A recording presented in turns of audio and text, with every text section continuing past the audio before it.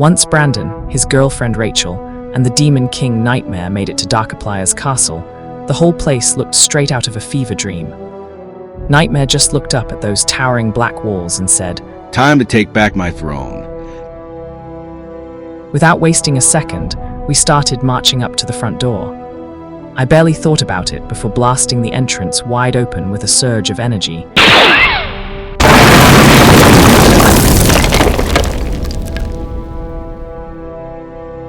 No point knocking when you're not here for pleasantries. The second we crossed that threshold, I got this gut-turning sense of dread. Shadows moved everywhere. Demonic creatures with glowing eyes leered at us from every angle, and I swear I heard a clown's laugh echoing somewhere deep inside. Not a funhouse kind of laugh, more like something grinning in the dark that already knows your name. The creatures didn't wait. They rushed us in a wave of claws and teeth. Nightmare lived up to his name, hacking those things apart with his sword like he was born for it.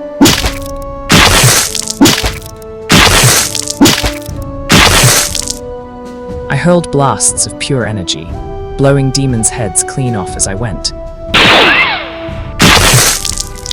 And Rachel unloaded her shotgun right into the mob, picking them off one after another. But I couldn't stay put. I took to the air and flew deeper into the castle, slicing down demon after demon.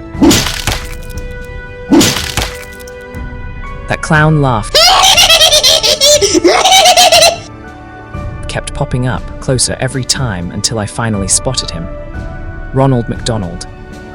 Of course it was Ronald, just standing by a doorway, grinning and waving me over like this was all some sick joke. He slipped inside, so I followed, heart pounding like I'd swallowed a jackhammer. He turned to me and chuckled. "Miss me?" Last time I saw Ronald was during the McDonald's massacre. Yeah, that one. He'd slaughtered everyone before killing himself, so the sight of him still breathing and laughing wasn't something I could just brush off. "I watched you die. I said, barely keeping my grip on my sword. How the hell are you still alive?" Ronald just shrugged, unfazed. "Darkiplier brought me back. He revived the ones who gathered the most souls. He grinned like we were catching up after old times. Are you ready to die?" He asked, that laugh coming back, meaner than ever. I didn't wait for him to strike. "You're not the one living through this." I snapped and jumped at him, cutting into him over and over.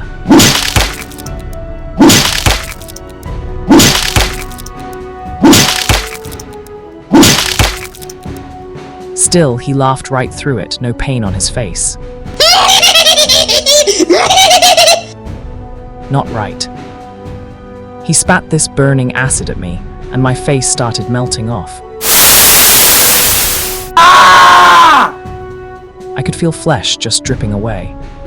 I screamed and tried to brace, but he disappeared, soundless except for that laugh that suddenly breathed right up against my neck.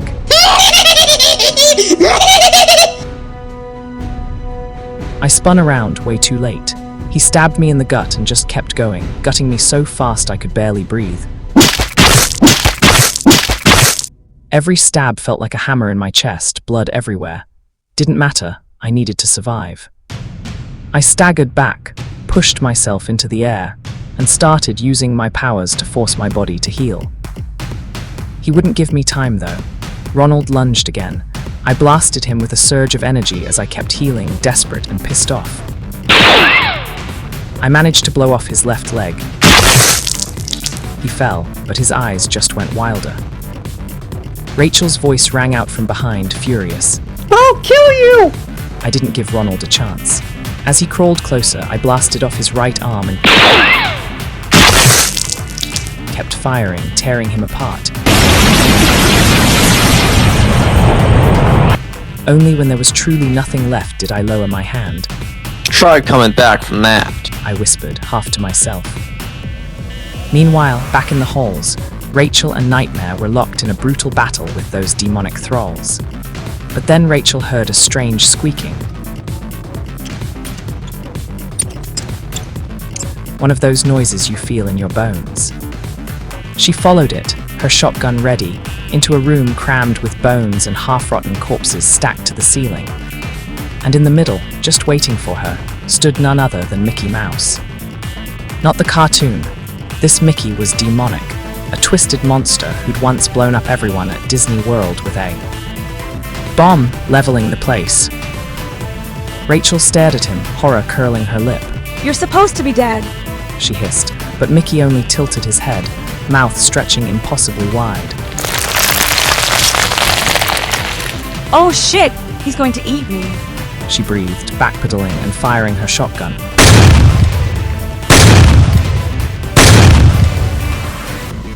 The shots didn't slow him down.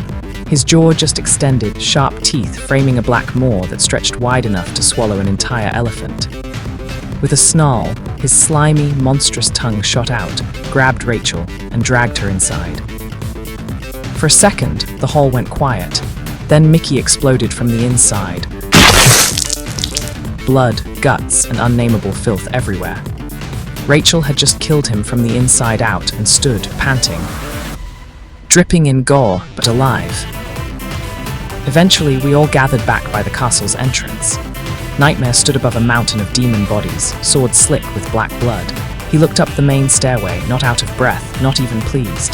The throne room is just ahead, He said. Rachel nodded, wiping Mickey's remains off her face. Lead the way. We followed Nightmare upstairs, our nerves wound tighter with every step. When we entered the throne room, there was Darkiplier waiting on his throne, that smug look never leaving his face, like this was just a game he was winning. He studied us, then smirked. Maybe I underestimated you. Shame you did the same with me. He snapped his fingers. And just like that, all 4 of our star pieces floated out of our hands. He wove them together with his own and in an instant, formed a blazing power star. Thanks for bringing the star pieces. I barely had to lift a finger. He leaned back, almost bored. Now I can finally become unstoppable. Not even your powers can save you now. Rachel dropped to her knees, all that fight draining away. No, all that for nothing. She whispered, broken. But before despair could finish her, that familiar, evil laughter slithered out of the shadows.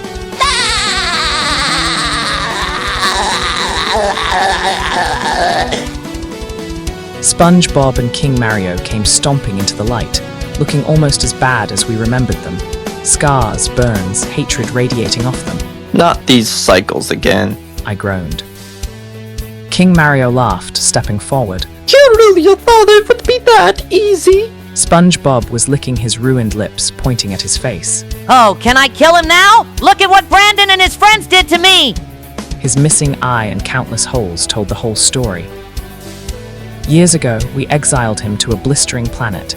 That's probably where he got those nasty burn marks.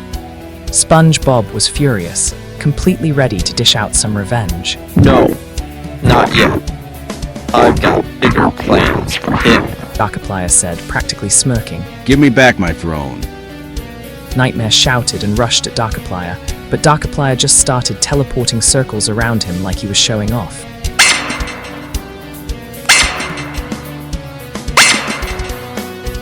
It looked like he was just playing, with Nightmare making him look foolish.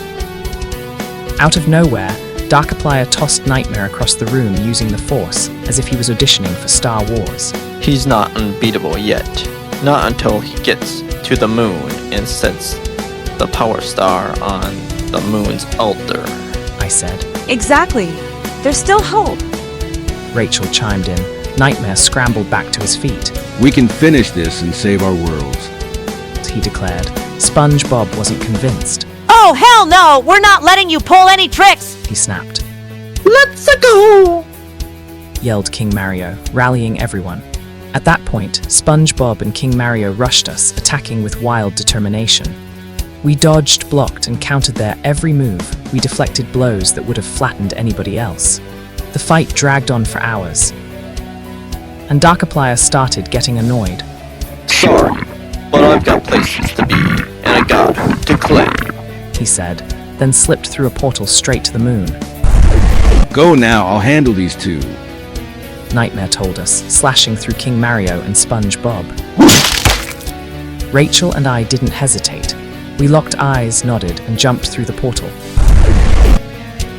As soon as we landed on the moon, I used my powers to make sure we could actually breathe up there. This is it. The end game. I said. Off in the distance, Darkiplier already stood at the moon's altar. For the first time, I felt a surge of real hope.